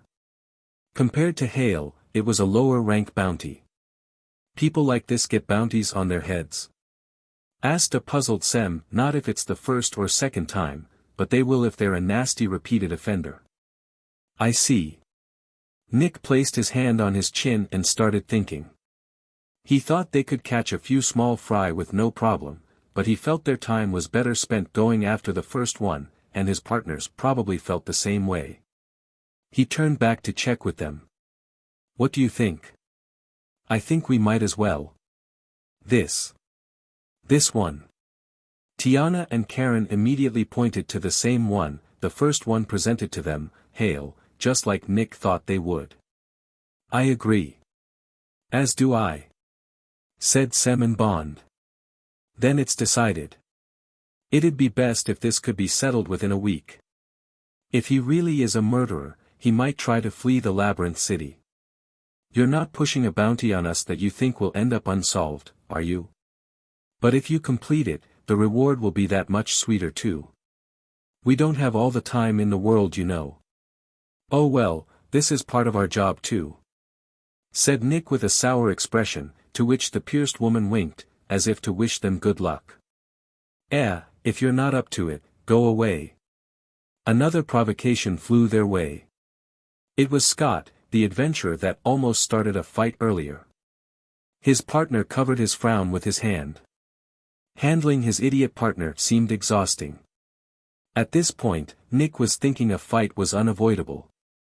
He was the type to avoid trouble, but didn't have the patience to ignore people trying to pick a fight with him for too long. Karen probably sensed this, and grabbed his sleeve. I don't mind this kind of work. Anne. We just have to do what we have to and find him. Karen smiled, and that face not only soothed Nick, but it filled him with powerful fighting spirit. Yes. We'll do it, just sit there quietly and watch. Said Tiana with a very loud voice on purpose, and the commotion inside the guild grew. Are you disrespecting us, you damn rookies? Go fight goblins in the labyrinth, you amateurs. Let's bet on whether or not they can catch Hale. And now, some people were even betting. A clever-looking man started collecting bets in his hat, and the man glaring at Nick, betting on their failure. Just as Nick was starting to think this was bad, Tiana flung a few gold coins. Yua. Be more careful with money. I'm betting 50,000 dinar on our success. The commotion grew. Not many people would put down 50,000 dinar on something that was not even public gambling. Everyone looked at Tiana, wondering what was wrong with her. What about you? Tiana looked at Scott, who, with shifty eyes, took out his wallet. Fine. I'll play with you. You're going to fail anyways. Looking at these people, Nick felt his worries about coming to this place were unfounded. It can't be helped. Being a fan of gambling seems like a lot of trouble. Sem and Bond shrugged. With a bitter smile on his face, Nick agreed, but this atmosphere was still better than being treated with contempt. Let's get to work right away. You better have the money for the bounty and bets ready for us, said Nick, as he left Manhunt with his partners. The bounty hunting was about to begin. Adventurers who don't believe in humanity will save the world, Chapter 68, Manhunt Part 5. The eastern part of the Labyrinth City was even less safe than the southern part, which housed a lot of adventurers and workers. The Order of the Sun had barely any presence there.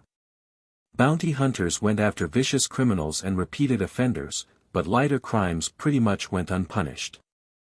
The area that was supposed to be developed, but there were abandoned buildings/projects, which were particularly dangerous sites even in such an area. The city attempted to build a town hall, but the people in charge embezzled the money that was supposed to go to contractors, and construction was also done sloppy, which made it a precarious building. The irregularities and laziness started piling up, until construction was abandoned. The first people to settle there were construction workers with nowhere to go.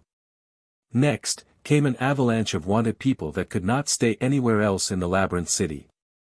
These new inhabitants started doing unregulated and haphazard remodeling in the unsafe buildings that were abandoned halfway through being built, and it expanded so much, it could be called a labyrinth. Survivors stood at the gate of this area. This graffiti-filled gate was like an entrance to the underworld. Sorry about this detour, Sem. We came straight from Manhunt. That's not what I mean. Nick giggled at Sem's naive answer. It's alright. Stepping Man is our main target, but this is also something we have to do, right? And it's not like I'm frantically looking for Stepping Man. I'm glad to hear that. Anne. Sem started talking, but stopped. What? Nothing. More importantly, can we really just come in? That's usually the case, said Nick with a sour expression, which prompted Karen to ask him. Do you know about this place, Nick? Just a bit. So you do know, said Tiana, to which Nick nodded. I did some bounty hunting with my previous party, but our leader didn't really like this kind of work, so labyrinth exploration soon became our main line of work. This is the entrance, but we should talk to the gatekeeper first. There's a gatekeeper. They're not going to attack from that side, are they? Said an exasperated Tiana. That does happen. Usually, one of three things happens, and it depends on who is here and why. 3. First, if it's the Order of the Sun, they'll probably band together and attack with all they have.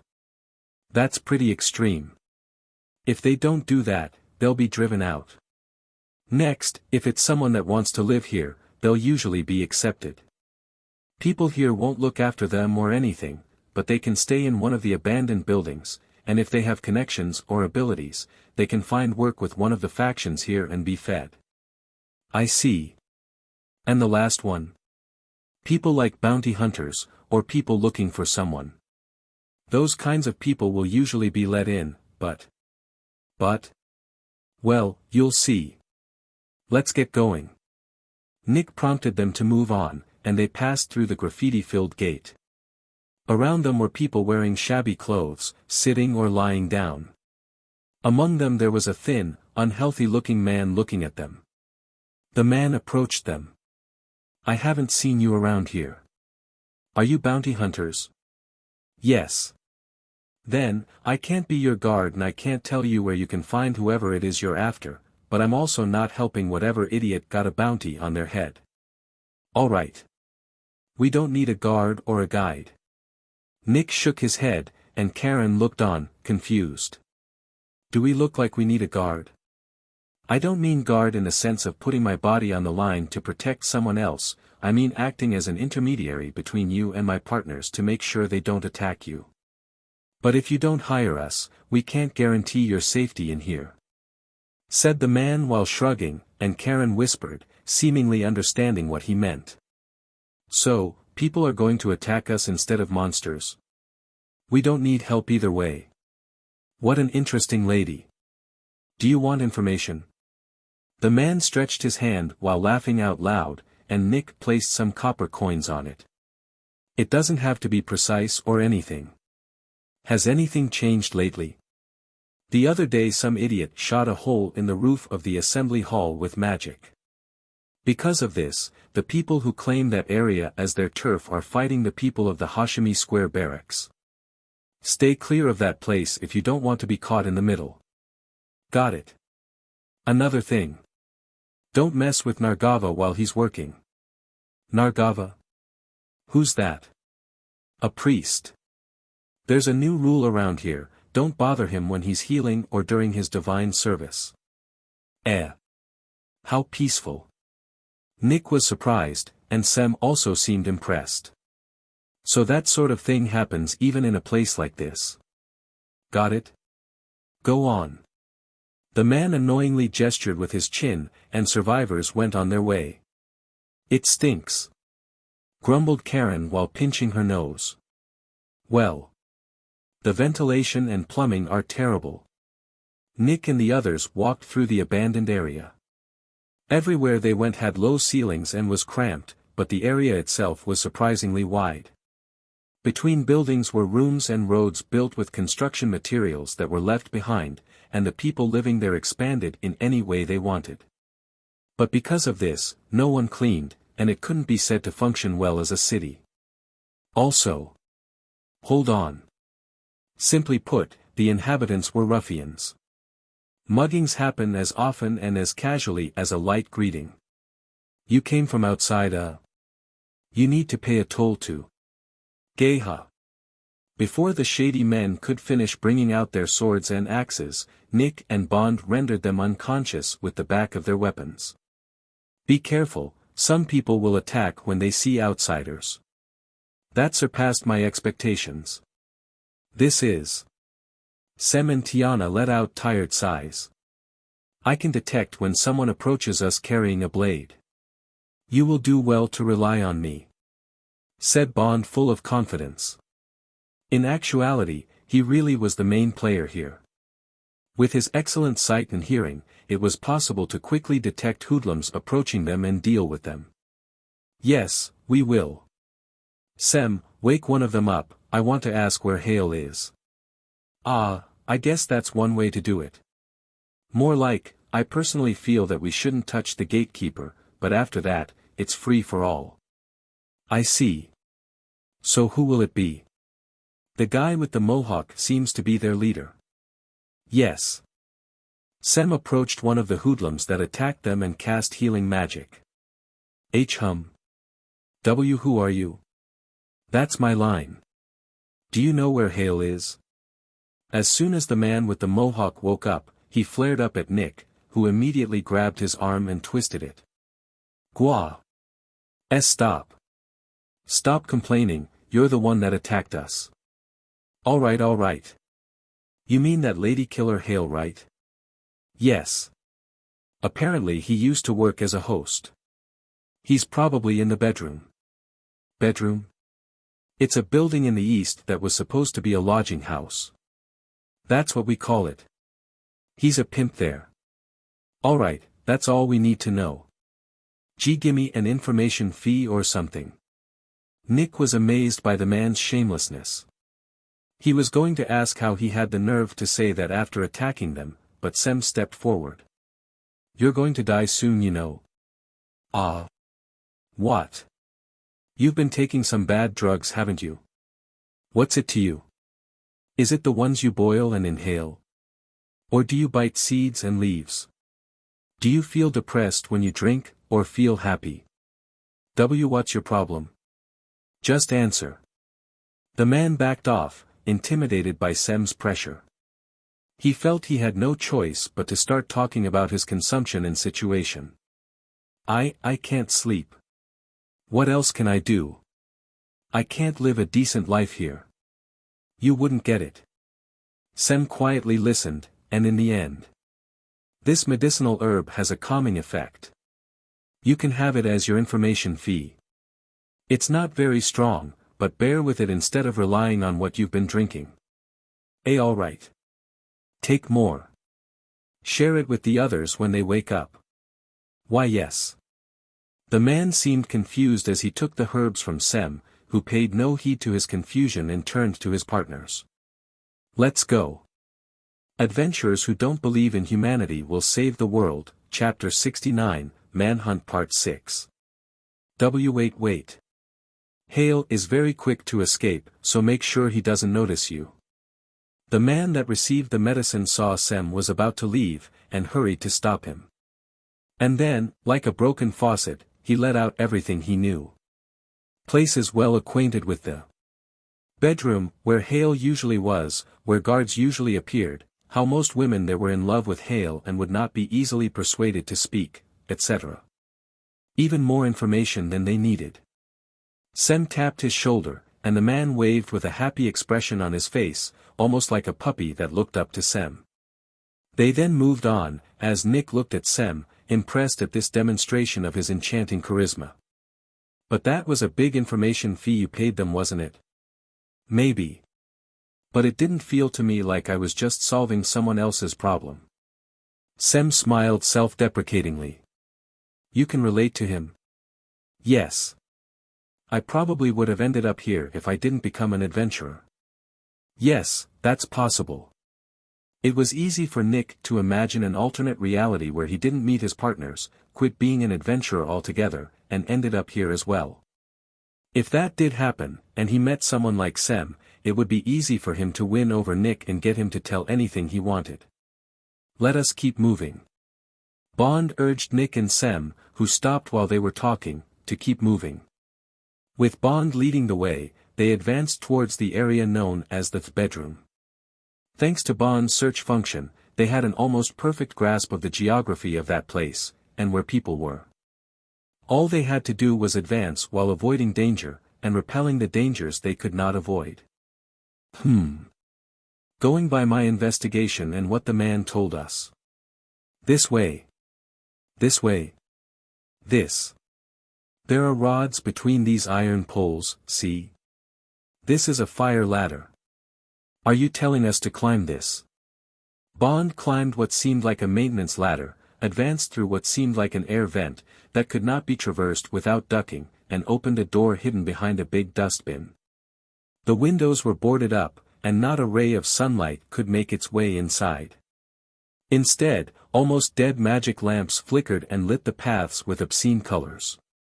It was impossible to tell if it was night or day, and while it was man-made, this place felt like being inside of a monster. Oops, get down and hold your breath.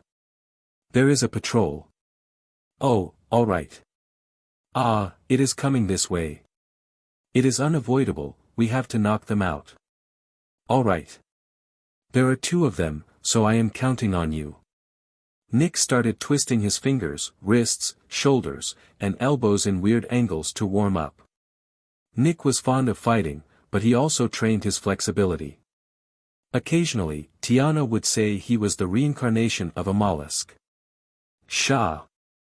The results of this were being put on display.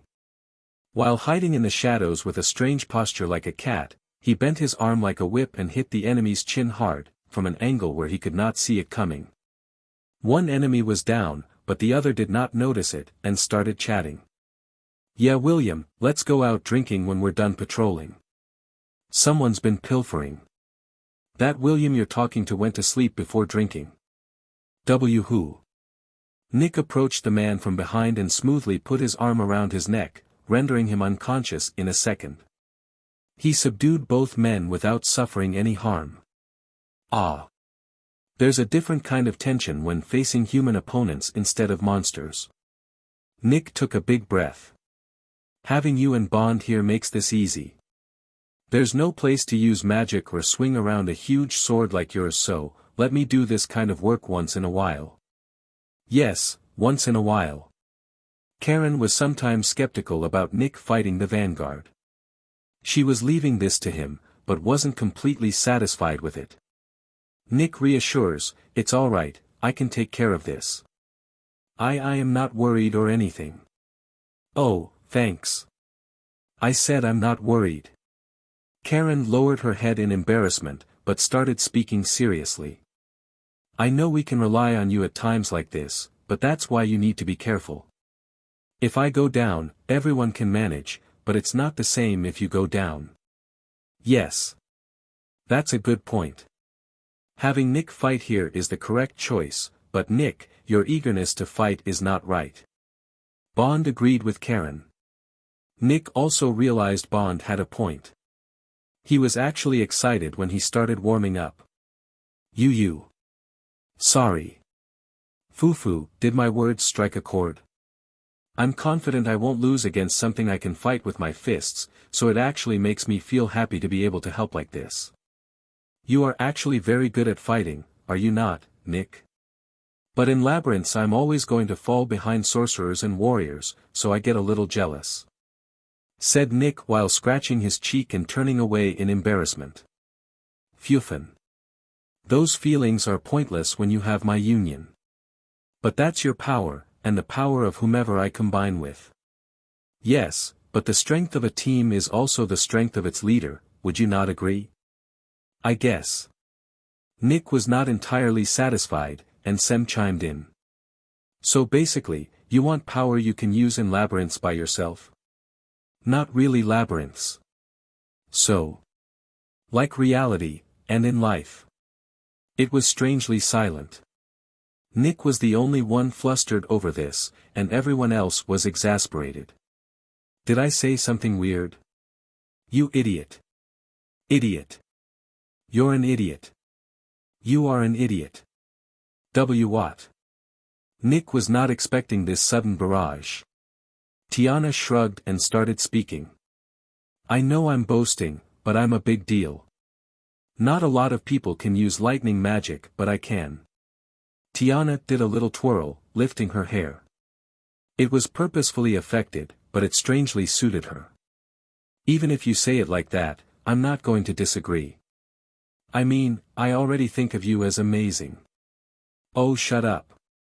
Anyway, I think we can agree that myself, Karen, Sem, and yes, even you, are strong." "I know. You know, but you don't seem to understand." Karen interjected. "Even if we have that power, when we lose, that's the end. No matter how strong, a single person is still weak. There were times when I was miserable and even wanted to die, but you're the one who taught me how to keep going after a loss." There was no feeling of defeat or darkness in Karen and Sem's faces as they spoke, rather, they looked at Nick with kindness. "Nick, you're absolutely not weak, but you're still developing. You're even awakening your magic power. Who knows, maybe something small will trigger your growth, and you'll blow past us and become a super A-rank adventurer. That'd be great.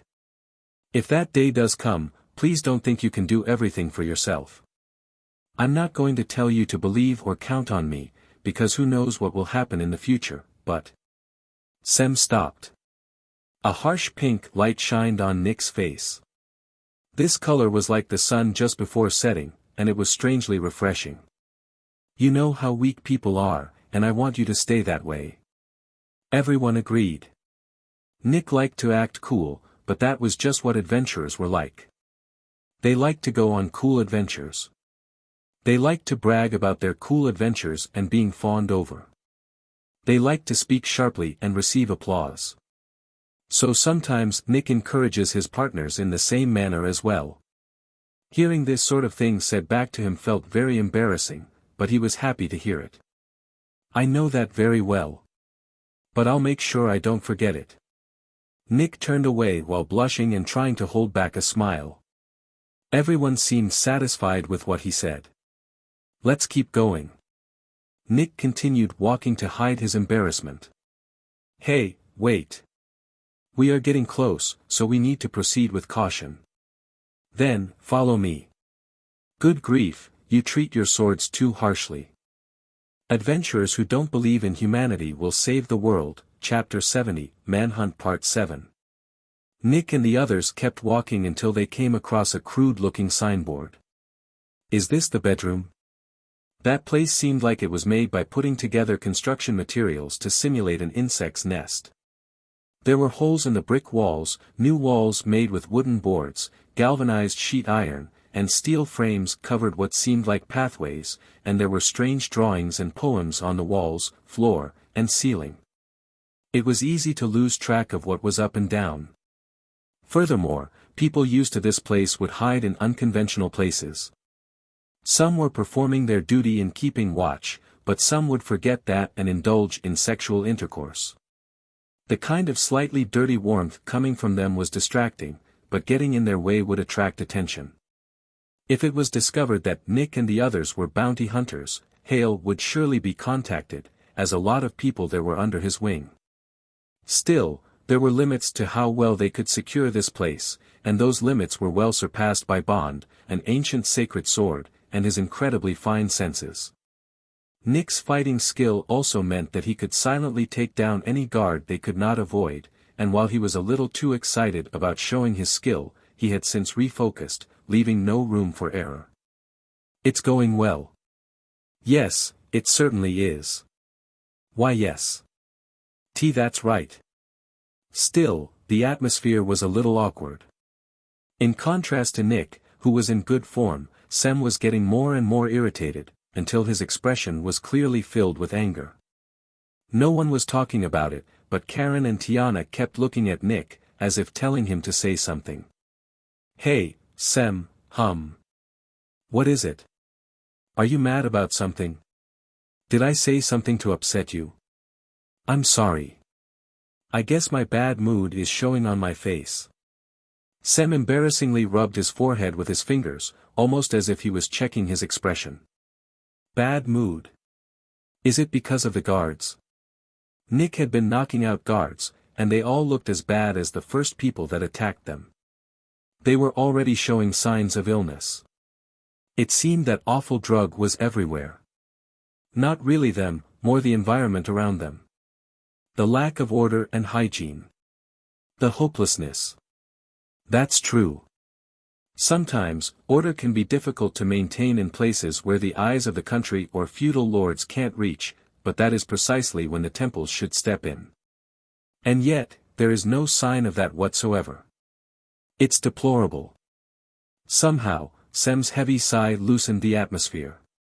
Nick and the others amusingly looked at him. What? You're more of a priest than most priests. I've been excommunicated though. It's fine. I like people like you that barge into a place like this more than the kind of priests that you were complaining about. Nick, are you flirting with me? Tiana burst out laughing at what Sem said. Ha ha ha. I'd love to see that. Gimme a break. The looks I get in that transvestite bar are bad enough. Just be nice. Aren't you interested in anyone there? I'm interested in hearing how Red ended up there. And Nick. Is that what you are? That's not it. I mean, he's a lawyer working in a transvestite bar. He's full of mysteries. It's nice to be able to choose what you do for a living. I guess. Responded Nick, and Bond put his finger in front of his mouth, signaling for them to be quiet. Do you not think it is about time to stop chatting and focus on your work? Did you find him? They had been walking for a while. I would love to say yes, but... But what? Is there a problem? Nick asked, but Bond was hesitant to speak. It makes our job simpler, but... Just say it. They are doing it. Doing what? That. Screamed Bond as his face became red, and the other four sighed, as they understood what he meant. The man they were after certainly was that kind of man, and this was that kind of place. If that's the case. Nick grinned. It's our chance. Damn it. Why do you people have to come here and ruin my fun? It's your fault for not being careful when you have a bounty on your head. It took less than 5 minutes. Capturing Hale, and the woman he was with for good measure, who were hiding in something like a room for one, in a cheap hotel. It was very simple. Bond used parallel to stop their path of escape, Tiana used magic, and Nick, Karen, and Sem captured them. Is this not unfair? Safety first. Bond didn't seem very satisfied, but Nick didn't seem to care at all. That is true, but you know, humans can be stronger and scarier than monsters. They have good footwork, intelligence, and maybe even use magic. Someone that looks weak may just be looking for an opportunity to counterattack. That's true, whispered Karen, and everyone else had the same expression as her. Survivors knew very well how scary humans could be. But this is a 300,000 dinar bounty, mumbled Nick, and the woman that was with Hale opened her eyes wide. Hale. You never told me you had a bounty on your head. And what did you do for it to be so high? Shut up. Having a bounty is not a big deal. Why is it 300,000 though? That's way too high. For fraud, human trafficking, and murder. If anything, it's too low. Nick responded to Hale's screaming by listing off his crimes. And murder. I've never killed anyone. Tell that to the guild. I mean it. I've punched and kicked and sold, but I've never killed anyone. Ah, you have a bunch of other crimes. Hale's attempt at arguing for his innocence sounded more like an admission to having done everything short of murder. Nick realized he didn't need to go easy on him, and tied him with a rope. In any case, you're coming with us. Just let me walk away. Please. I can pay. Nick was getting annoyed and did not feel like listening to him anymore, and was considering shutting his mouth with a cloth, when the door was violently opened. What do you think you're doing to my patient? Adventurers who don't believe in humanity will save the world, Chapter 71, Manhunt Part 8. The man that came in yelling was bald and wore a cassock. He seemed very much out of place. Unlike Sem, who wore a black cassock, he was wearing a deep blue one, meaning he served Lowell, the god of chance.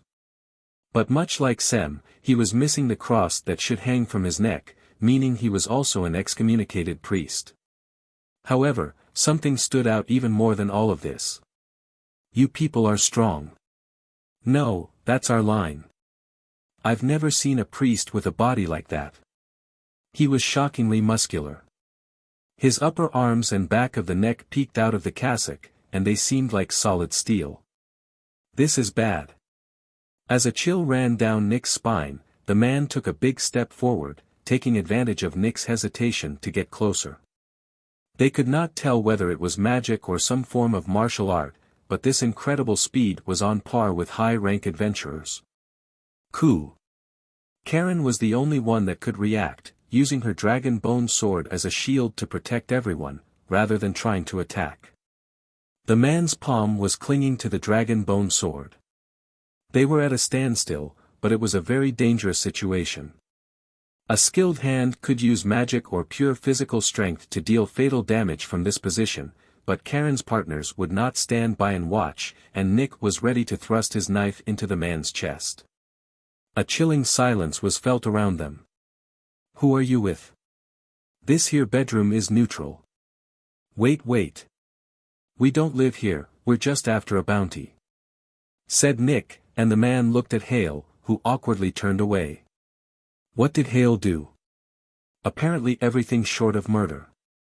He's definitely guilty of fraud and human trafficking, and he has a bounty on his head. You idiot. The man grumbled with disgust, before slowly disengaging from his fighting stance. Nick and the others were relieved to see this. If they fought him they probably would not lose, but they would have to be ready to suffer heavy or even fatal damage. Help me, Mr. Nargava. I heal wounds and treat illnesses, but I can't clear away crimes or cover for people with bounties on their heads. If I get captured because of you, the other patients will resent and kill you anyway. Damn it. Survivors had heard the name Nargava before, near the entrance, when they were told not to mess with him. So we can have him. There is nothing I can do, and he did do something bad, right? Most people here have a guilty conscience, and if they have to pay for something, I have no reason to keep them here," said Nargava, looking disinterested. "Still, he is my patient, so if he is going away for a long time, I want to at least treat him one last time." "Ah. What are you treating?" "Yellow devil disease." "Hale, do you feel nauseous or like you want to cough?" Yellow devil disease was one of the STDs rampant throughout the labyrinth city. It felt like a heavy cold, put people out of action for a long time, and was especially dangerous to children and elderly people.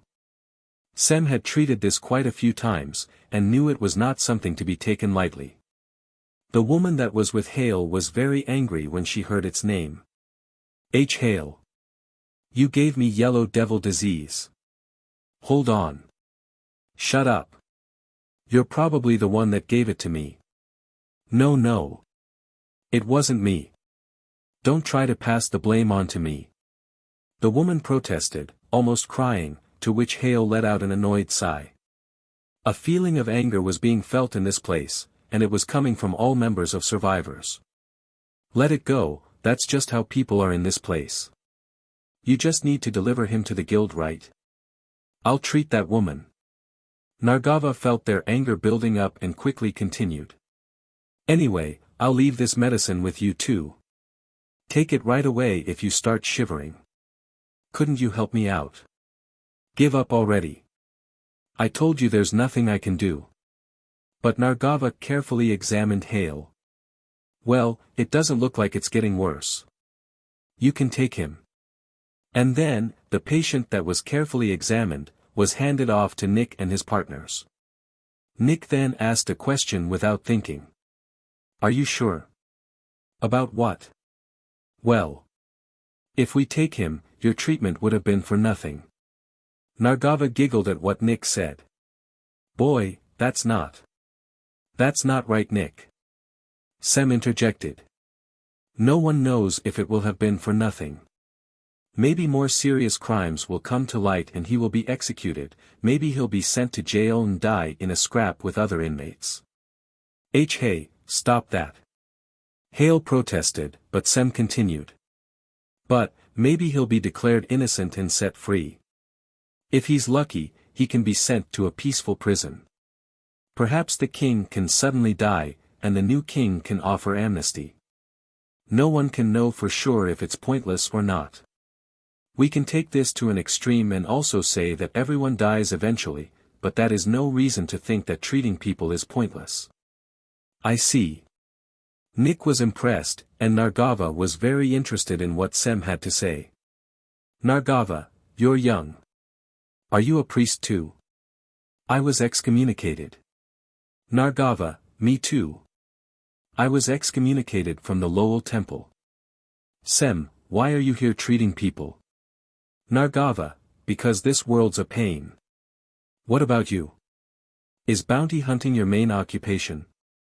Sem, I don't work as a priest. I'm an adventurer. Nargava, that's nice too. Sem, do you have any intentions of being a priest again? Nargava, who knows, I kind of want to go back, but it feels like a pain. In any case, I'm too old to change the way I live. I can't get away from acting like a priest. Sem, I've had enough of it. Nargava, I'm jealous. I can't get away from it.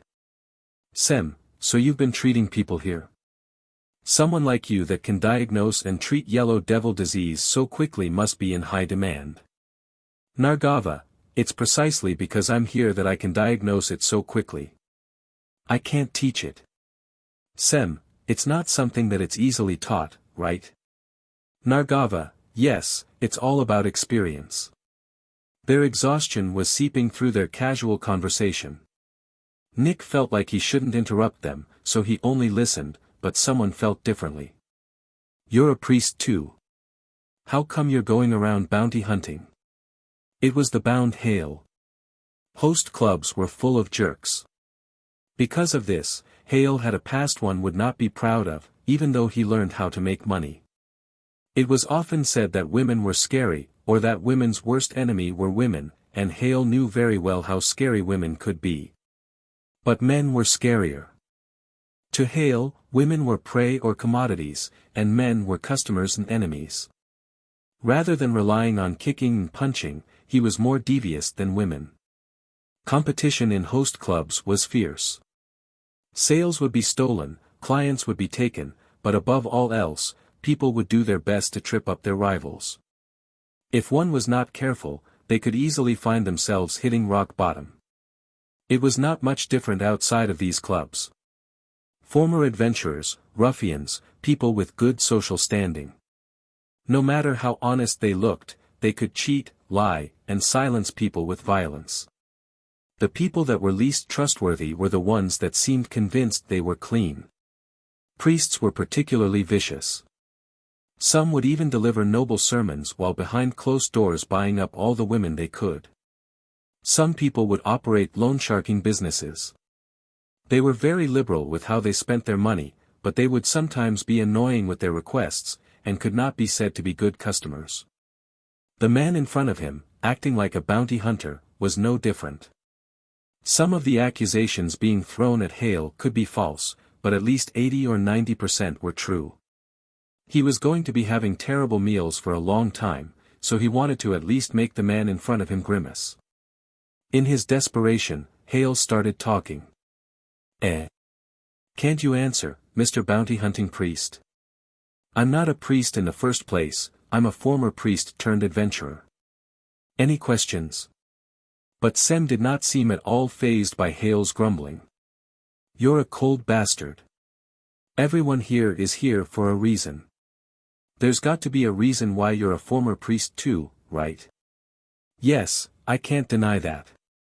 Then you're the kind of guy that sells out his partners. Learn with Mr. Nargava here. Doesn't it hurt your heart? You're interesting. Ah. Sem suddenly grabbed Hale by the collar. Their eyes met, but for some reason he could not turn away, and a chill ran down Hale's spine. You want people to be saints while being blind to your own faults. What goes through your mind when you deceive and trap women? Do you feel guilty? Corrupt? Do you enjoy it? Or is it strictly business? When you were a victim and tricked by someone else, did someone help you? I don't care. Hale scornfully said as he looked away, but such things had no effect on Sem. What do you care anyway? It'd be one thing if you were healing me like Mr. Nargava, but I don't care about some priest that doesn't do anything. We're on the same page then, because I hate healing people for free. Ha, and you call yourself a priest? Exactly. I'm always worried when I heal someone for free. Was it worth it? Is the person I saved going to waste their life and pile on more sins? I probably helped some people commit more wrongdoings. I started to really want to find out if lives were worth saving.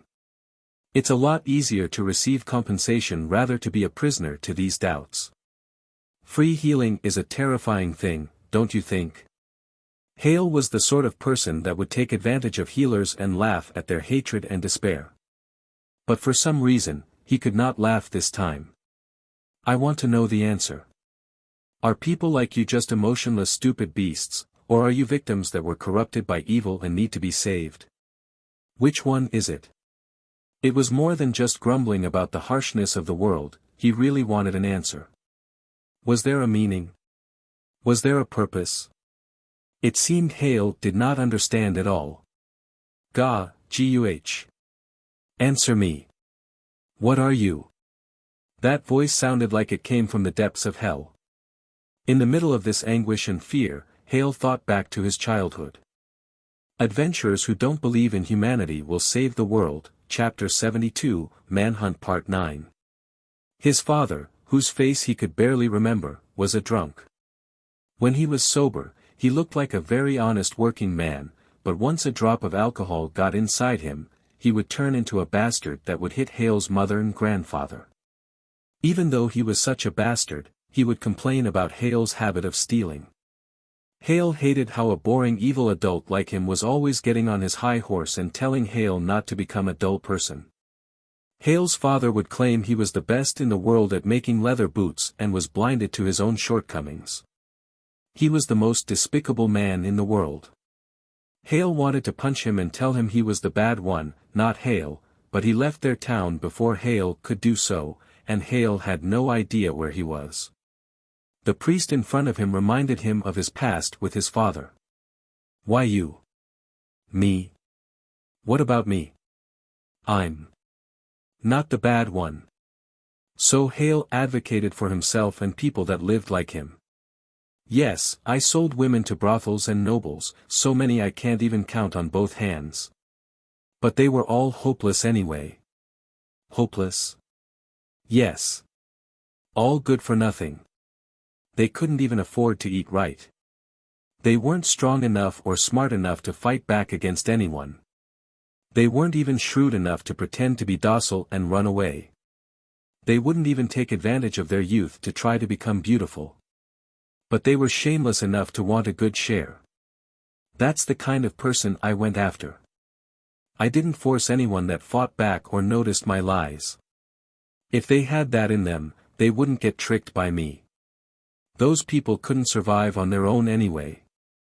That's why I told them what they wanted to hear and let them dream. In the end, I introduced them to their masters. I took care of them and I deserve a commission. If anything, they should thank me. So basically, you're a very charitable man, right? You got that right. If I didn't do it, someone worse than me would have done something worse. That's how it works in this world. If you can't protect yourself, someone will eat you. Everyone gets eaten by someone else. Am I wrong? Hale's eyes became bloodshot, but the priest let out a disappointed sigh, and didn't seem convinced. The moment you start viewing the world like that, you're not a rebel or anything. You're a dog acting like an outlaw.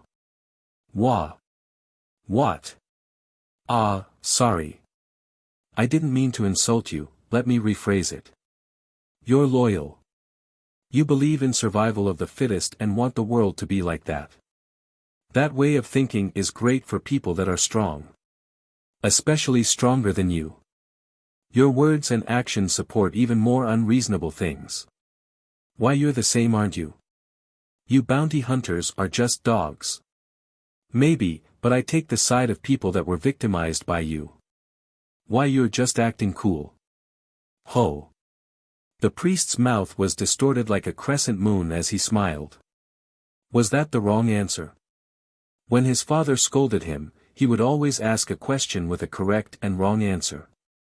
When he answered wrongly, he would be hit. When he answered correctly, he would receive a head pat. Sometimes he would even bow to him. He was strangely fair when he didn't drink. No. Yes, that sounds about right. I want to act cool.